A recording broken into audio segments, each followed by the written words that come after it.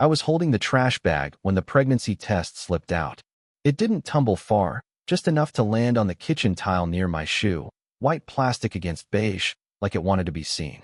For a second, I stared at it the way you stare at a road sign you didn't expect, trying to read it twice. 2 clear lines. Positive. The kitchen in our Charlotte house was quiet except for the shower running down the hall. Lauren was humming. Something light and careless, like the morning was ordinary. Like the world wasn't shifting under my feet. 7 months. That's how long it had been since we'd been intimate. Not a fight, not a dramatic decision. Just a slow, steady drought that she always had a reason for. Stress. Work travel. Headaches. Not tonight, babe. A hand on my arm like a pat on a dog that wouldn't stop following. I picked the test up with my thumb and forefinger. It was warm from being buried under coffee grounds and paper towels. The cap was still on. Like it had been handled quickly. Like someone had done what they needed to do and disposed of the evidence before the day started. I didn't call her name. I didn't clear my throat. I didn't let myself react out loud. I just stood there and thought one thing, simple and brutal. I stayed silent when I found the pregnancy test in the trash. I dropped it back into the bag, pulled the drawstrings tight, and cinched it until the plastic squealed. Then I tied a knot like I was sealing something shut. Outside, the air was cool, early sunlight cutting across the driveway. I walked the bag to the bin, lifted the lid, and let it fall in with a soft, heavy thud. When I closed the lid, the sound felt final. I went back inside, washed my hands, and listened to Lauren humming in the shower like nothing had happened. There was no going back after that. My name is Ethan Miller. I'm 39 years old, and I've spent most of my adult life building things you can point to on paper, budgets, forecasts, long-term plans that behave if you feed them enough data. I'm a financial analyst for a regional manufacturing group, the kind of job where people assume you're calm because your voice stays even in meetings. The truth is I learned a long time ago that panic never improves the numbers. Lauren and I had been married 9 years. We met in our late 20s, when everything still felt like it had room to expand.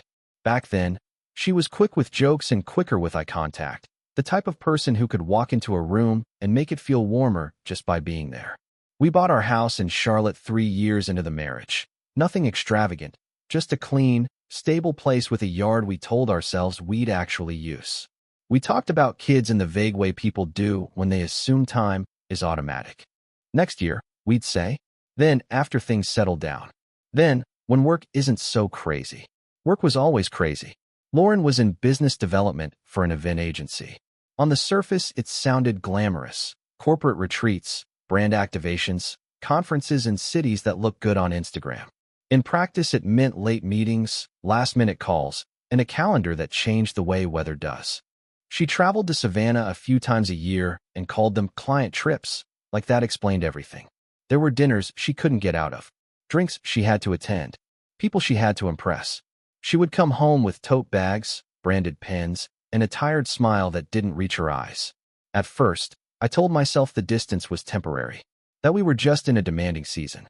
When she started taking calls in the garage, I figured it was because the house was quiet and she didn't want to bother me. When her phone started living face down on the counter, I assumed she was trying to be polite. When she stopped asking about my day, I blamed my own routines for being boring. I kept giving normal explanations to abnormal changes because that was easier than admitting I was watching my marriage thin out in real time. And if I'm honest, I didn't want to look too closely. There was a comfort in treating our problems like a spreadsheet. If I just adjusted enough inputs, something would balance again. I kept thinking the version of us I remembered was still in there somewhere, waiting for the right moment to come back. The pregnancy test in the trash didn't create the problem. It just made it impossible to keep calling it stress. After the test, small things stopped feeling small. I didn't confront her. I didn't even look at her differently, at least not in a way she could see. I still kissed her on the cheek before work. Still asked if she wanted coffee. Still loaded the dishwasher the same way I always had. Bowls on the left, plates on the right, mugs angled so they wouldn't collect water. But internally, something recalibrated. That first morning, while she sat at the island scrolling through her phone, I noticed she had changed the password. It used to be a variation of our anniversary. I knew because she'd told me once, laughing that she'd never remember anything complicated. Now when a notification came in, the screen lit up with nothing but a blank lock icon. I didn't ask about it. A week later, I logged into our joint banking app to move money into savings and saw a transfer I didn't recognize. It wasn't large, just consistent. Same amount, twice a month, to an account I didn't have access to. When I asked casually if she'd adjusted something for tax purposes, she said, "Oh, that's just for business expenses. Easier for reimbursement." She didn't look up when she said it. I let the silence sit there instead of filling it. Then came Nashville. We'd never talked seriously about moving. Charlotte had been the plan. Stable jobs, a house with equity, familiar streets. But suddenly she was mentioning Nashville in passing. There's a lot of growth there. My company has strong clients in that market. We could start fresh somewhere new. Start fresh. The phrase hung in the air like it had been rehearsed. Before the pregnancy test, I would have reassured her, told her we could look at listings, maybe visit for a weekend. I would have interpreted it as ambition, adventure. After the test, it felt like positioning. I began to watch patterns instead of reacting to moments. I paid attention to timelines. When she left, when she returned, how long showers lasted, how often her phone vibrated late at night. I noticed that Tuesdays and Thursdays she dressed differently. Not dramatically, just more deliberate. Perfume she hadn't worn in years. I didn't accuse. I observed. The biggest shift wasn't in what she was doing. It was in what I stopped doing. I stopped explaining away inconsistencies in my own head. I stopped defending her to myself. I stopped telling the story that made me comfortable. Instead, I let the details line up. There were no outbursts. No dramatic confrontations in the kitchen. No slammed doors. Just quiet data collection. For the first time in our marriage, I wasn't trying to understand her feelings. I was trying to understand the facts. A week after I found the test, I stopped trying to fix us. Up until then, even with the distance, I'd been making small adjustments. Suggesting dinner reservations. Offering weekend trips. Asking if she wanted to watch something together instead of sitting on opposite ends of the couch with our phones glowing in the dark. I kept thinking if I could just close the gap an inch at a time, we'd find our way back to something recognizable. But after that morning in the kitchen, I understood something clearly. You can't repair a structure if someone else is already building an exit. So I let go. Not in a dramatic way. I didn't announce it. I didn't withdraw affection in a way that would start a fight.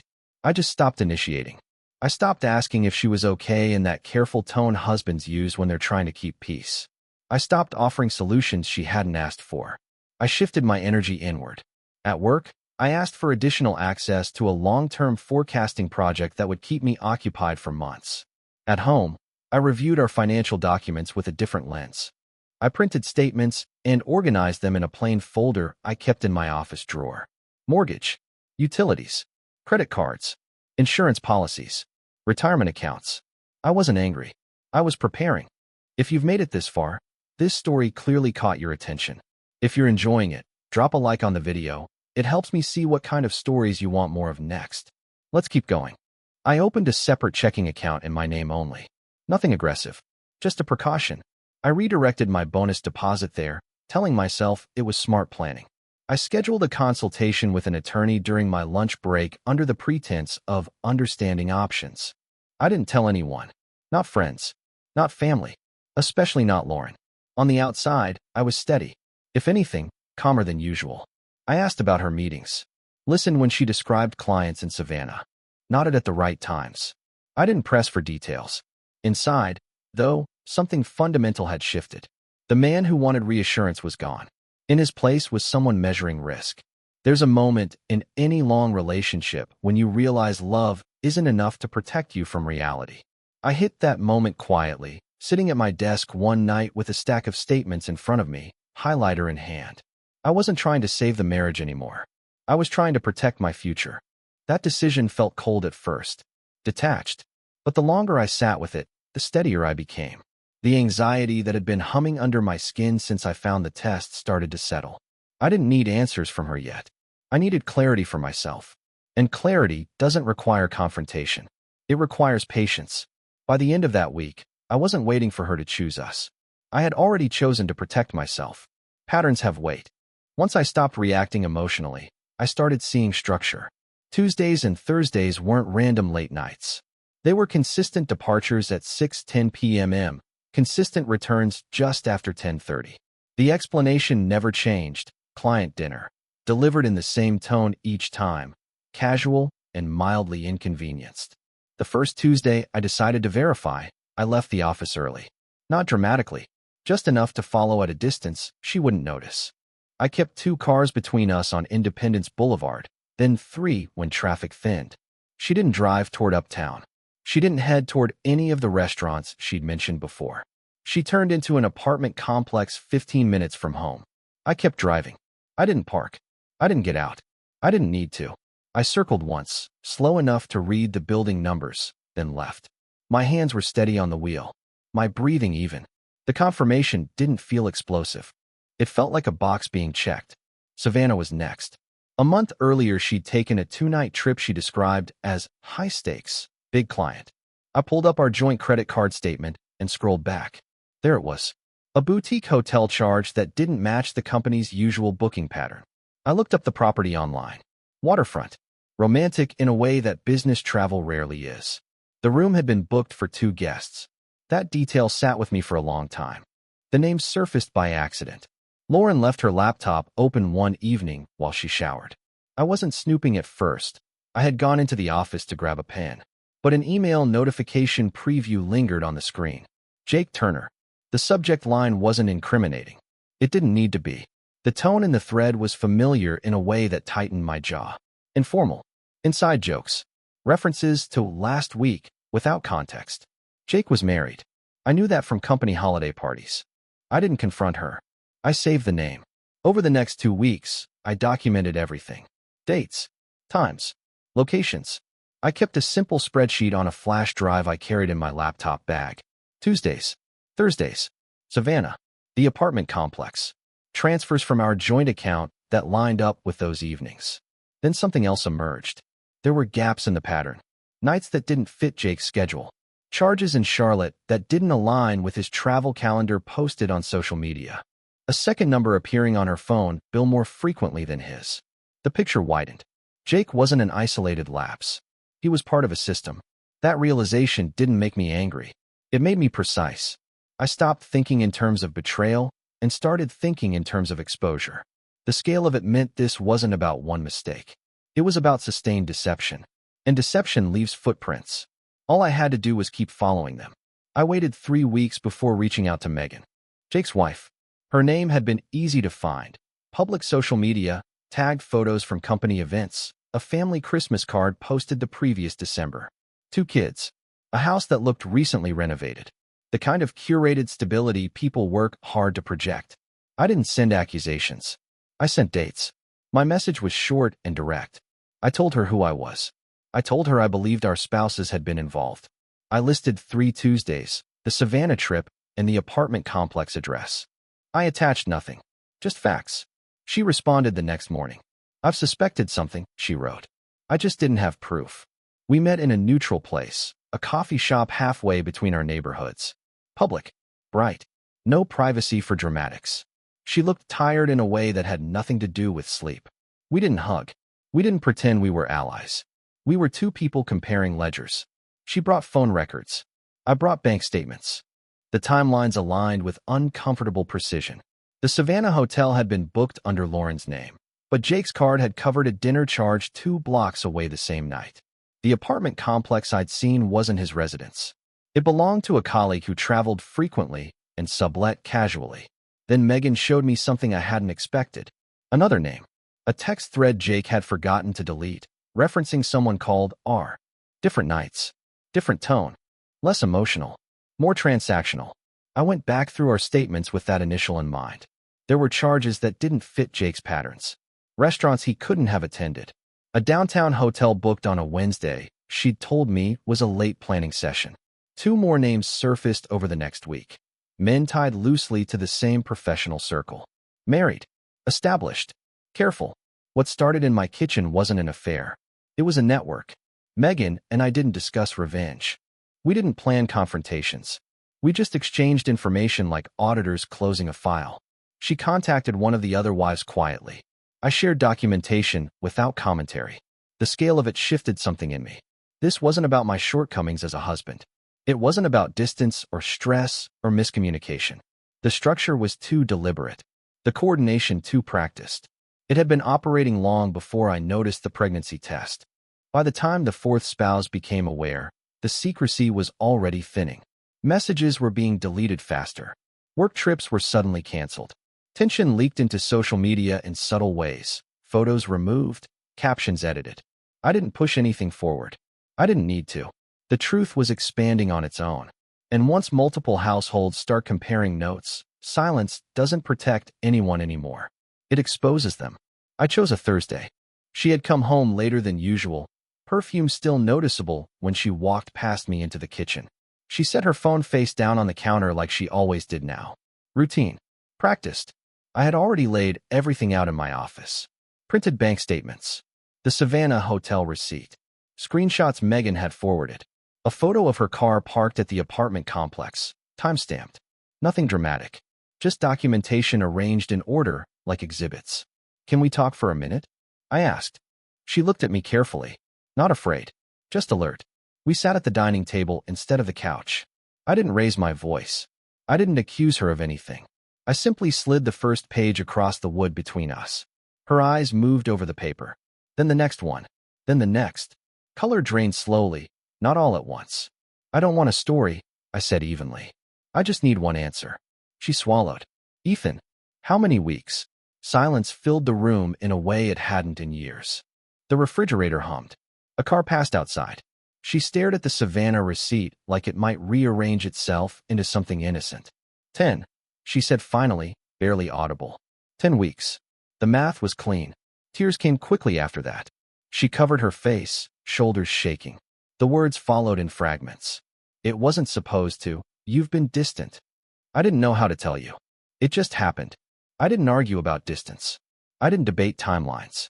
I didn't defend myself against whatever narrative she needed to construct to survive the moment. I've spoken to Megan, I said. Her head snapped up at that. And 2 other spouses. That was when fear replaced shame. This wasn't one mistake, I continued.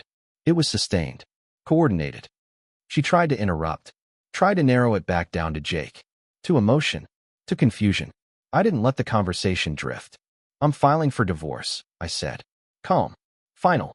The crying shifted to pleading. Promises of counseling. Promises to cut contact. Promises to fix this. I listened without reacting. I had already crossed the internal line weeks earlier. This conversation wasn't about deciding what to do. It was about informing her what I had done. I'll have papers delivered next week, I said. You'll have time to arrange your own representation. She looked at me like she was searching for anger. For heat. Something volatile she could push against. There was none. Just clarity. When I stood up from the table, I felt lighter than I expected. Not relieved. Not satisfied. Just unburdened by uncertainty. For months, I had been reacting to confusion. Now there was structure again. And structure, even when it dismantles your life, is steadier than chaos. Once the papers were filed, I stopped managing the situation. Events moved without my involvement. Lauren stayed in the house for 3 weeks after that conversation. We existed in parallel, separate rooms, separate routines, minimal conversation limited to logistics. She cried less as the days passed. Not because it hurt less, but because the shape of consequences had started to settle in. Megan moved faster than I did. Within days of our meeting, she confronted Jake. I didn't attend. I didn't need details. But the fallout reached me anyway. Jake was placed on administrative leave pending an internal review. Corporate environments don't tolerate liability well, especially when multiple employees are involved and families start comparing documentation. 2 other spouses came forward independently. What had been private deception became professional risk. Lauren's company initiated its own investigation after inconsistencies surfaced in expense reports tied to client development. The Savannah Hotel, the Charlotte apartment sublet, repeated reimbursements that didn't align cleanly with legitimate contracts. Once compliance departments start pulling threads, they don't stop because someone cries. Jake lost his job first. The announcement was sterile, violation of company conduct policies. No details shared publicly. But in our circle, silence translated clearly enough. The second man resigned before termination could formalize. The third attempted to deny everything until documentation made denial impractical. I didn't push any of it forward. I didn't send anonymous tips. I didn't circulate screenshots. All I had done was tell the truth to the people directly impacted. The rest unfolded under its own weight. Then the pregnancy ended.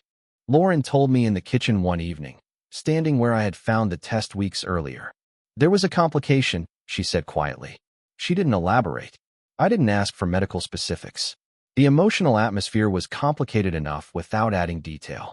For a moment, I felt something close to grief, but not for the marriage. For the gravity of what could have anchored us permanently to a lie. The miscarriage altered the trajectory again. Without a child tying her to one of them, the professional and personal consequences converged. Within 2 months, Lauren's position was terminated under a restructuring explanation that satisfied legal requirements without inviting lawsuits. She packed methodically, boxes labeled in black marker, clothes separated into keep and donate piles. She accepted a role with a smaller agency out of state, Nashville, the city she'd floated casually months earlier. The fresh start materialized, just not in the way she had imagined. The day she moved out, there was no shouting, no final accusations, just the sound of the moving truck door closing. I stood in the driveway as it pulled away, not triumphant, not devastated, just steady. The dominoes had fallen, and I hadn't touched them. The house felt different the first night she was gone. Not emptier, quieter in a way that didn't press against my chest. I walked through each room slowly, not out of nostalgia, but to register what remained. The indentation on the couch cushion where she used to sit scrolling through her phone. The framed photos still on the hallway wall. Weddings, beach trips, stage smiles that now felt like documentation from another version of my life. I didn't take them down immediately. There was no rush.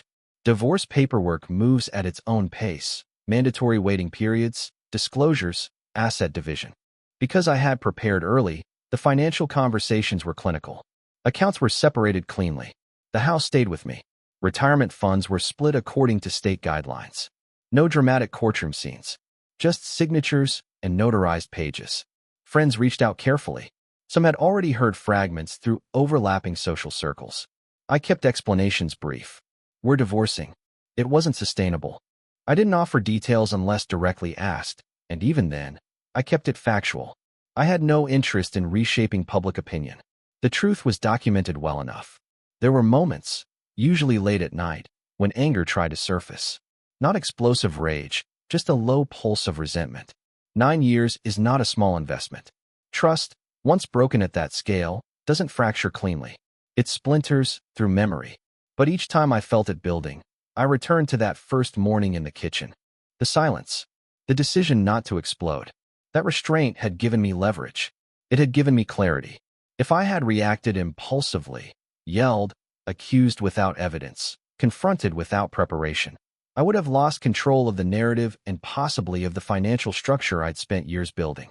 Instead, I retained stability. I kept my routines. Morning runs through my neighborhood in Charlotte. Coffee at the same corner cafe on Saturdays. Work projects completed on time. I repainted the guest bedroom myself one weekend, methodical strokes of neutral gray covering the pale blue she had chosen years ago. Not to erase her, but to reclaim space. The quiet stopped feeling heavy.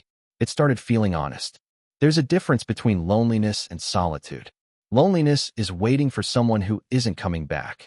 Solitude is standing on your own ground without distortion. By the 3rd month, I understood I wasn't waiting anymore. I wasn't celebrating either. There was no satisfaction in the collapse of other marriages, no pleasure in professional consequences. Those outcomes belonged to the decisions that created them. My role had been limited to truth. The strongest thing I did in all of it wasn't filing paperwork. It was staying composed long enough to see clearly. The house in Charlotte is still mine. The mortgage is current. The lights turn on when I flip the switch. And when the rooms fall quiet at night, the silence doesn't accuse me. It confirms that I chose stability over noise. It was 6 months later when I met Claire. Not through an app. Not through friends trying to set me up. Just a coffee shop on a Saturday morning. Both of us waiting on orders that were taking longer than they should have. She made a comment about the line moving like a construction project without permits. I laughed before I could stop myself. We talked for 10 minutes. Nothing heavy. Work. Books. The weather turning colder in Charlotte. There was no performance in it. When I asked if she wanted to sit instead of stand, it wasn't loaded with expectation. It was simple. She said yes. What struck me wasn't attraction first. It was ease. No hidden phones. No rehearsed explanations. Just conversation that didn't require decoding. We've had a few coffees since then. Slow. Unrushed. I don't make promises I can't measure anymore. I don't project futures 5 years out. I learned something in the quiet aftermath of my marriage. Sometimes the strongest decision you can make is to stay silent when everything inside you wants to explode. Not because you're weak. Not because you're indifferent. But because silence, when chosen deliberately, gives you time to see clearly. And clarity is stronger than anger will ever be. That's the end of this story. If you made it all the way here, consider subscribing to stay with us. I've placed a couple of recommended videos on screen for you. Pick one and keep watching. I'll see you in the next story.